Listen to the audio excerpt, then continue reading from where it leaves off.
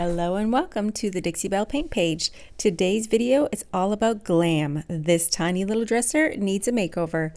Let's begin by cleaning it with white lightning and rinsing with water. But before we get started with our project, we're going to have to do a little proper prep. This is Bonding Boss. Bonding Boss is a combination of Boss and Slick Stick in one formula. This is an essential step in my prep. I use this product all the time because I paint indoors in my home and I do not want any sanding dust around my piece. Yes, you heard me right. That means no sanding. No sanding is necessary if you use Bonding Boss for your prep. It's also going to block any stains or bleed through that might happen on your piece. Bonding Boss application is super simple. All you need to do is roll on your product with 2 even coats, waiting 2 to 4 hours in between coats of Bonding Boss, and then simply wait 24 hours before you apply your paint products. And Bonding Boss now comes in 3 colors, white, gray, and clear. So now you have all of the things that you need to prepare your piece before you begin to paint. For this small dresser, I will be using chalk mineral paint in 3 different colors for an ombre blend. Chalk mineral paint is 0 VOCs, safe to use indoors and around your pets. Let's get together and do a little ombre blending. I'm going to teach you how to use your best dang brush to achieve a simple cloudy blend. To begin with on this small project, I did 1 even coat of tea rose. This is going to give me a base for my project to ombre blend on top of. Ombre blending of paint is actually really simple. All it is a couple of colors mixed together to create a cloudy blend, usually from dark to light in the center. For ombre blending, you will need a separate brush for each color, a spray misting bottle filled with water, your best dang brush, and a rag to wipe off any excess paint that might accumulate on your best dang brush. Since my base coat of tea rose is dry, let's begin a little ombre blending. Starting off with the darkest color, for this project that would be Cobblestone. This beautiful neutral color will go around the edges of the piece. This is going to create a square-like shape on your project.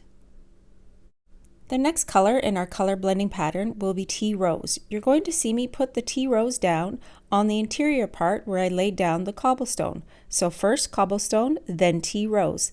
Don't worry if your colors touch. This is going to be blended while still wet. Into the center, I added Fluff. You could also use cotton. It's a white color, and we're going to dampen our best dang brush. Using that best dang brush and holding it close to the bristles, I'm going to use small circular motions to blend these colors together. If you feel your brush start to drag, you can stop, spray it, wipe it down, and begin again. Using your best dang brush to move along in small circular motions from the dark exterior to the light interior of the piece. This is going to give it a highlight effect on your project. Keep blending your paint and push the colors together until you are satisfied with your ombre blend. When you see me do ombre blending, you're going to see me spray my brush versus spraying the project. If you spray your paint in your project, it might drip down the sides and then your ombre blend will be compromised. So rather spray your brush to ombre blend the colors together. I continued this process around the entire piece, tops, sides, and front. Let's open a Dixie Belle Bells and Whistles transfer and see what's inside. This transfer is called Savi's Bouquet. You can find all transfers under Bells and Whistles on the Dixie Belle paint page. Since this transfer is very large, I'm going to use 2 pieces on the front and 2 pieces on the top. Transfers are very easy to use. You can cut them and bend them around edges. Don't worry, I'm going to show you exactly how to apply this Dixie Belle Bells and Whistles transfer. To begin with, I always like to plan out my piece.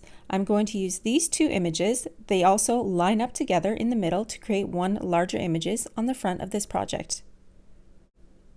All you need to do to apply a Dixie Belle transfer is remove the backing piece, which is white, from your project. Place it down onto the front of your piece and use the enclosed burnishing tool to push the image off the plastic and onto your project. For this style of project where my drawers are a little bit curved on the sides, I like to work in sections. You'll see me move along from section to section, cutting the edges of the plastic where the bend might not be pushed down fully onto my piece of furniture. By cutting the plastic on the sides, it allows it to bend over top of that area where it's a curved surface. One of my handy dandy tips for laying down two pieces of transfer image that join together to make one: cut the image line as close as you can to the plastic on the flowers on the side that's joining together. This way there will be no overlap when you push them together onto your project. If you're working on a section where there is a drawer and the drawer is to open, you can simply apply your full transfer, use a sharp knife to cut it along the edge, and your drawer will open easily. For the top of my small dresser, I took the remaining two images and laid them down. I pushed down one image from the transfers and then lined it up. Here you can see where I've cut along the seam as close as possible to join the two images together. Just a reminder, when you remove that backing paper, it is a sticky image on the underside. Be very careful and very gentle when lining up your flowers to create one larger image. I like to smooth the entire image out with my hands before I begin to burnish down the transfer. Around sharp corners like this, I do like to use my fingers and my nails to push down that transfer and make sure it's released entirely before I begin to use the tool to pull back that plastic sheet.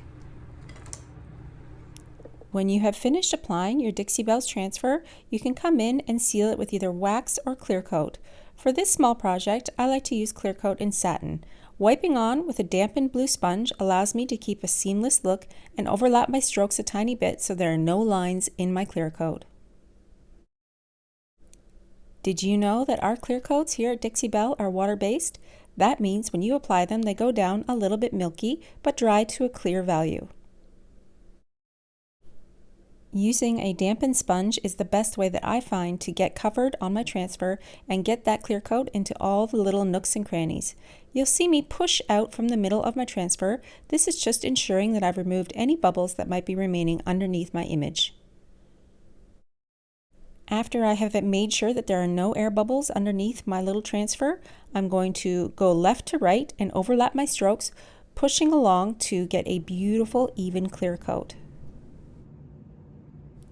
After your clear coat has been applied, you can come in and apply any of the waxes or gilding waxes to add shine or depth. For this project, I reused the original hardware on the piece and also left the feet as natural metal. I absolutely love this glamorous makeover using one Dixie Belle transfer called Savi's Bouquet and Dixie Belle paint products.